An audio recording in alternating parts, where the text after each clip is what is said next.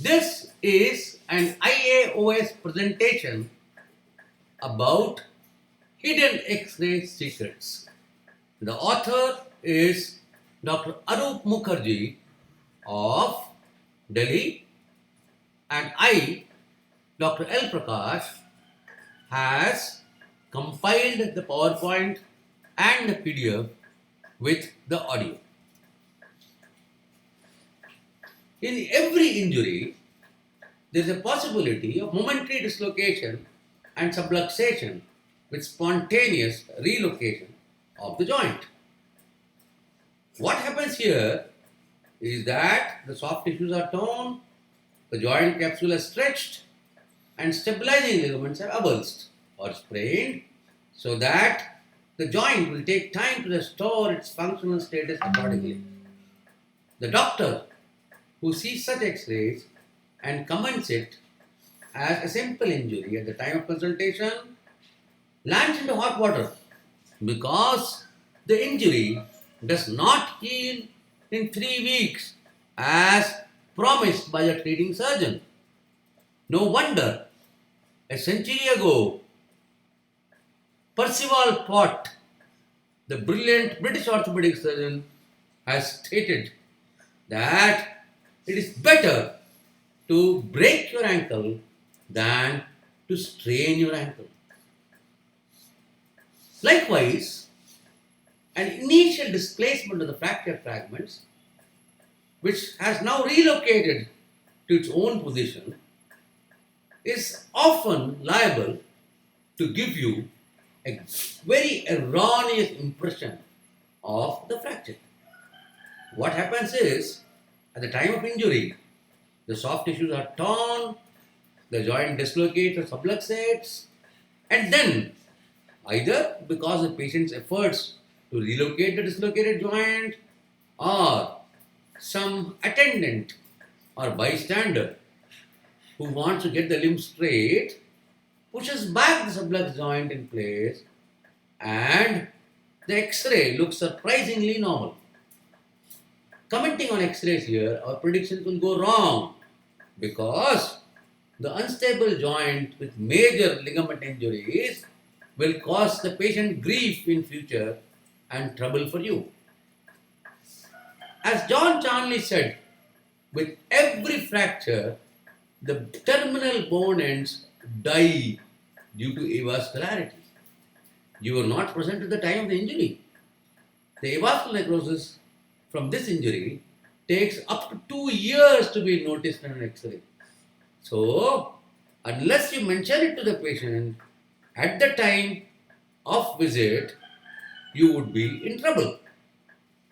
The terminal bone death is because of the disruption of the circulation due to periosteal and endosteal blood supply damage due to the injury, and when internally fixed depends on the soft tissue stripping. We mostly fix our plates and screws on a physiologically dead bone which later regenerates to life, and thus this has to be factored in our prognostication about the time taken for the fracture to unite. Growth plate injuries in pediatric fractures close to the joints have to be handled with extreme caution because these may result in major abnormalities or deformities as the growth progresses. And we must be very clear to tell the patient that because this joint, this fracture or injury has occurred close to a joint, I cannot simply predict whether there shall be any progressive deformity. This fact is extremely important in elbow X-rays, and in many cases either abnormal mobility was discovered in a couple of weeks or progressive deformity in a couple of months, causing perpetual headache to the treating surgeon by the anxious parents.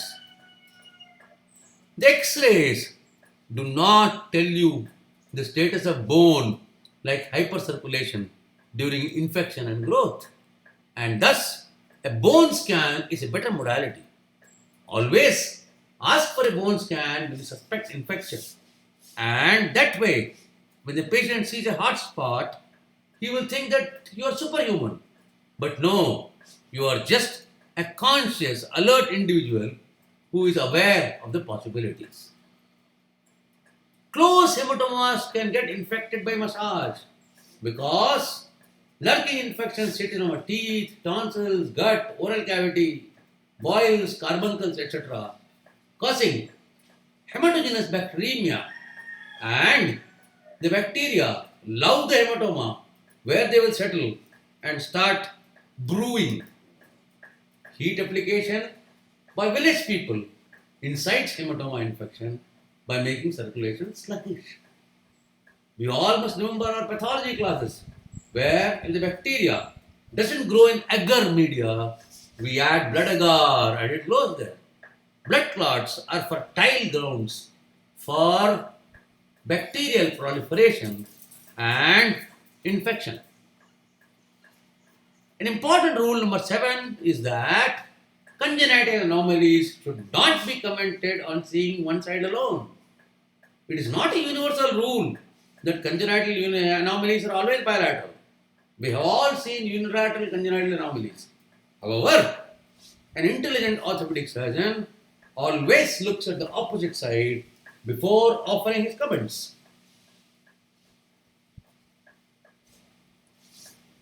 Next, subluxed joints in an X-ray are often normal for the individual. A person may be compatible with the subluxed joint in day-to-day life, especially in hyperelastic joints or with muscular disorders, and we must not hurry to diagnose a subluxed joint as a dislocated joint without a thorough clinical examination. This is most important in shoulder injury associated with fractures neck of humerus or shaft of humerus treated conservatively, where the axillary nerve goes into a short-term neuropraxia, deltoid gets fatigued, and the head hangs down, appearing to be subluxed from the glenoid.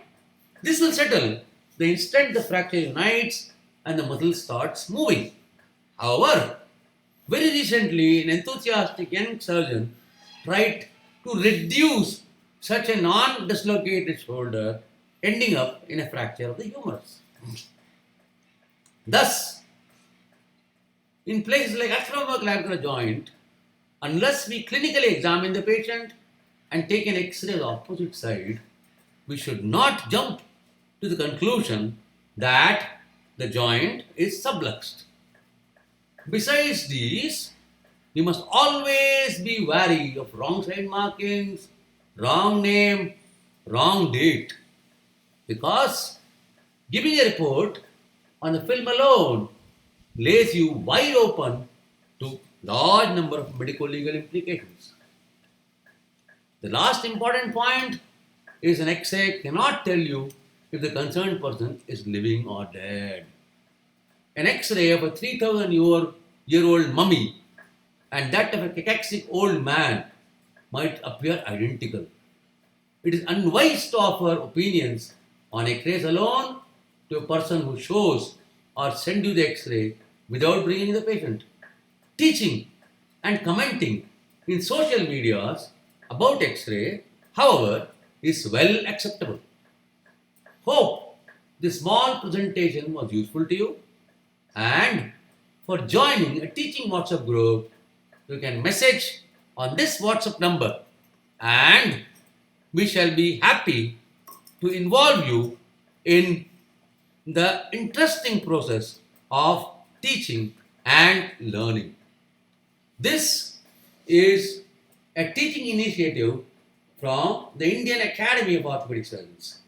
If you are a qualified orthopedic surgeon, please become a member of the Indian Academy of Orthopedic Surgeons to propagate ethical orthopedics and learn and teach this fascinating subject that makes us as the gods of bones.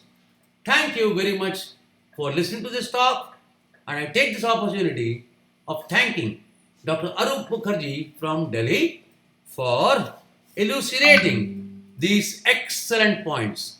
Thank you.